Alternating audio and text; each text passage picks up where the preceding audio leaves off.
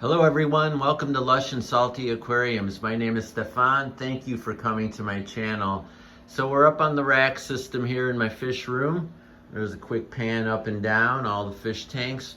But we're focused on the one that's eye level to when I'm standing. Center stage here is a 12-gallon bookshelf aquarium. Bookshelf being the trade term for a long and shallow as opposed to taller and more vertical. And what a great footprint this aquarium is. It looks way bigger than 12 gallons. Just the way it feels. I don't know what the physics term for that illusion is, but it seems bigger than it is. And I guess length does that to an object. And that's certainly the case with this aquarium. If I told you this was like some sort of 30-gallon tank, custom, nobody would doubt it, right? Especially not just seeing it from the camera lens. But it's only 12 gallons and probably only 5 gallons given all the plants and what have you that's in this aquarium now. The diabolical problem with filming this tank is no matter what I do, I am bound to reflection, and I've tried everything. But there's a couple tricks I can do when I move in closer to circumvent what's happening from this light here, which by the way, this is, I talk about fancier lights in my fish room.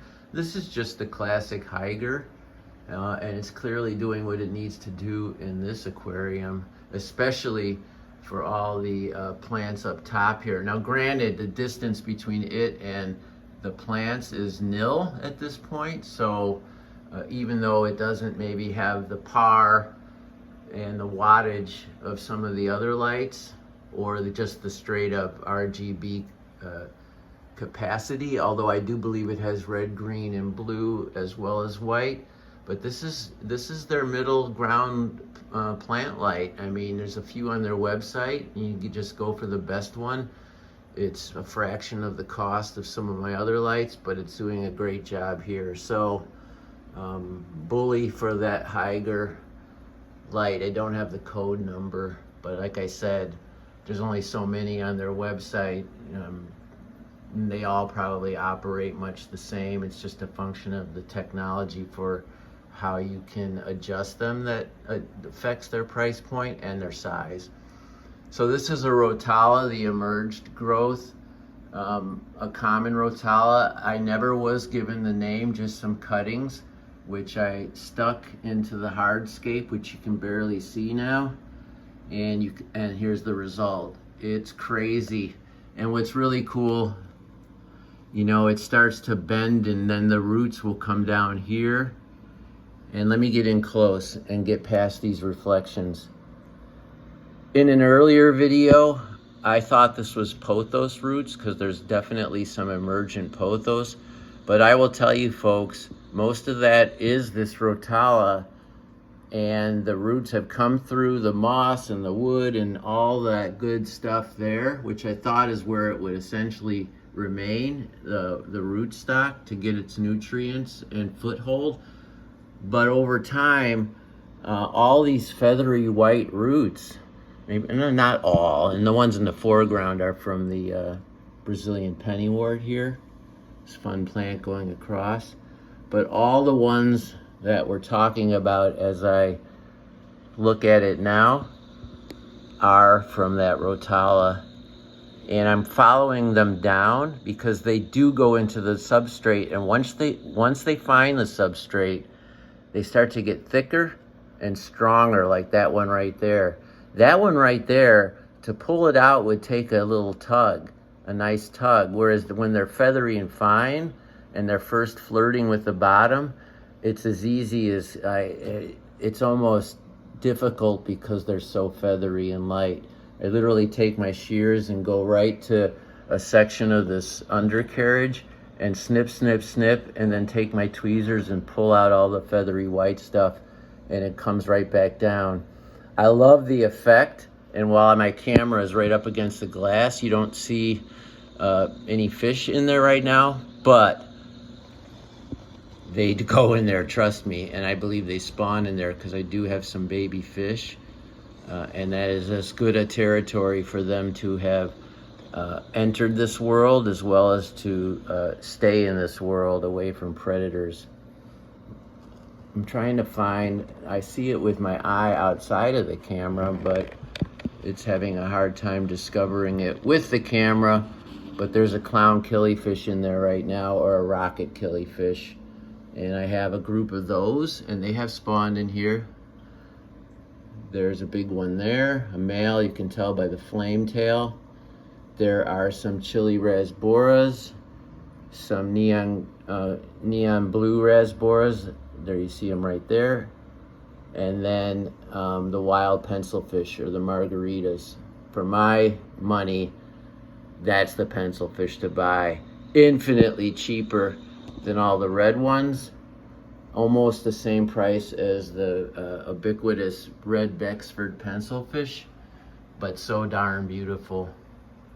There you see the chili Rasboras from a distance. There's a group of them. So there's a lot of little fish in here, to say nothing of Otocinclus, perhaps some pygmy Coriodoras, and a whole bunch of inverts. Got a lot of shrimp.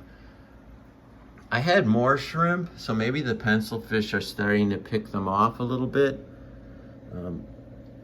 Generally, in the past, when I went down to the substrate with my eyes and now the camera, I would find groups of them, and I don't see any right now.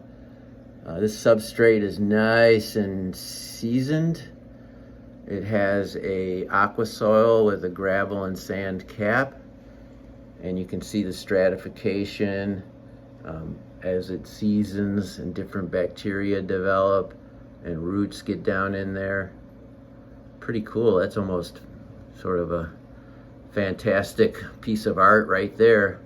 So there's an Amano shrimp, not one of the Neocaridina's. Oh, there's a nice shot for you. God, I'm so sorry. Let's see. Anyway, that was a fail. I've got nearite snails in here. There's one tootling about amidst all that Java fern. This is the only aquarium, by the way. I mean, I'm double checking in my brain. Yeah, it's the only aquarium where I have Java fern. No, I have some in another tank. I have a hard time with it, but not in this aquarium. It's all green. It doesn't have some leaves get black and janky, but mostly it's doing what everybody says Java fern will do, just taking over in a methodical, slow, and intense, condensed way, which is what I wanted for this aquarium. And I get it with this aquarium. I've got some Cryptocorum parva here, the smallest crypt you can buy. There's a regular crypt and then more regular crypts. I say regular because I don't know their actual names. I'm guessing Wendetti in that family. And I've got groups of them here. And when they get too out of control, I just put my fear aside and it'll just cut them like grass, and the new stems would come up, especially in a tank like this where they've been in the ground so long and the conditions are such to their liking, dark and brooding with occasional rays of light.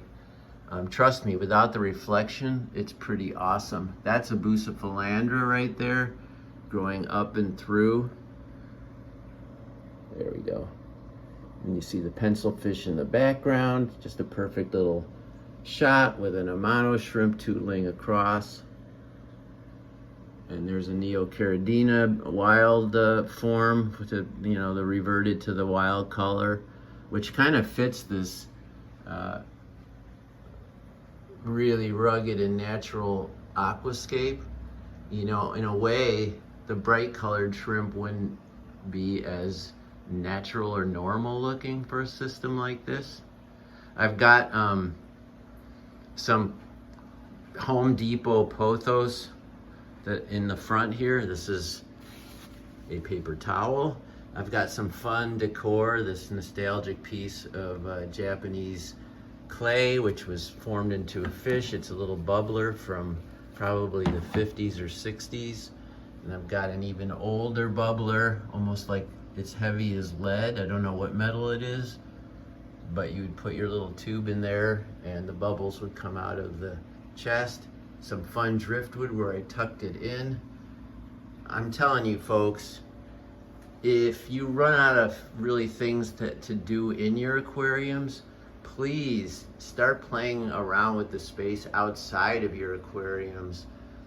It adds so much to the hobby. It allows you to keep an old tank, you know, fresh and new without disturbing everything you like about the old tank. And anything will work. Just make sure if you keep your pothos in these little pots, you water them heavily once a week. I do, and I spray too. I spray the rotala up here as well. Lord knows the tips are going to get singed by that light, but it's such a vigorous growing plant. Let's see, I'll show you. Like, even those right up at the light, they're as healthy as any part of this whole aquarium. So no leaf burn here. Sometimes pothos will give you a leaf burn. I'm running a, this is the Oase Filto Smart. It's their smallest filter where the heater's built in. I think it's the 100.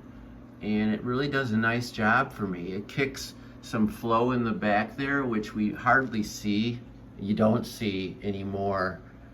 Early on, you could see it all the way over here. You could tell by the floating plants would move, etc. But now I know it's kicking out a lot of water because I put my finger back there and feel it like a rush of water, and you can see it coming in through the intake tube. I can watch little bits of algae to determine how good my flow is. But this filter is doing a really nice job for this aquarium. Now, some of you might say you don't even need a filter anymore, but I'd rather be safe than sorry, and I don't mind the extra maintenance. And at this point, I'm really only cleaning that filter once every few months, 3 or 4 months.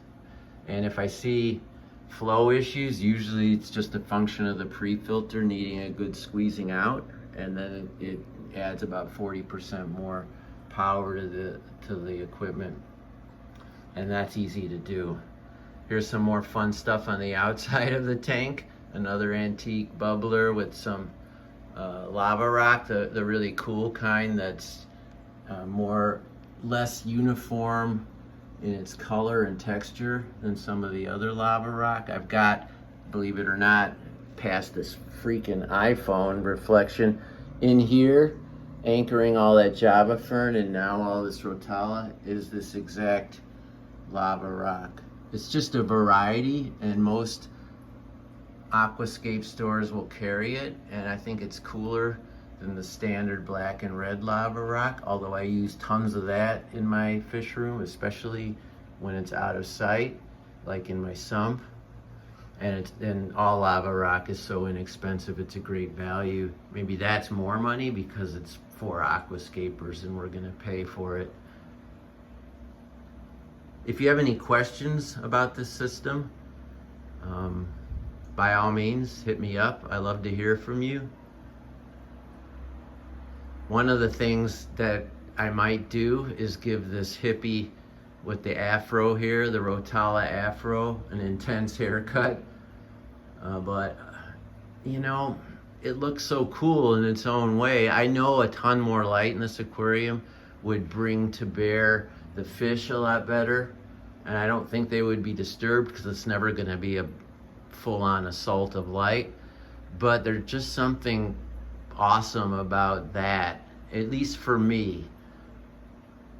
As soon as I discovered the value and the fun of emergent plants, you know, I went all in, and nothing in my fish room exemplifies that more than this particular aquarium. What do you think about this much intense growth in a 12-gallon box of water? You liking the vibe, or do you think I should just bite the bullet and give the hippie with the afro a haircut? All right, everybody. As I like to say, keep your hands in the tank, albeit carefully. Ciao for now.